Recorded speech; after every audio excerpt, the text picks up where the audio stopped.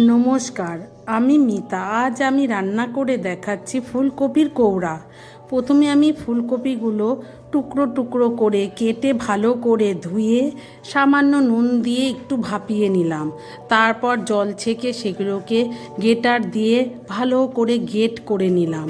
কড়াইতে সর্ষের তেল গরম করে তার মধ্যে কালো জিরে, শুকনো লঙ্কা ফোড়ন দিয়ে মশলার পেস্টটা দিয়ে নুন হলুদ দিলাম এবং কিছুক্ষণ নেড়ে তার মধ্যে গ্রেটেড ফুলকপিগুলো ছেড়ে দিলাম। কিছুক্ষণ ফুলকপি দেওয়ার পর নেড়ে চেড়ে তেল বের হওয়া পর্যন্ত না নেড়ে তার মধ্যে চিনি দিয়ে দিলাম এবং সর্ষের তেল দিয়ে আমি নামিয়ে নিলাম। এইভাবে তৈরি হয়ে গেল আমার ফুলকপির কৌড়া।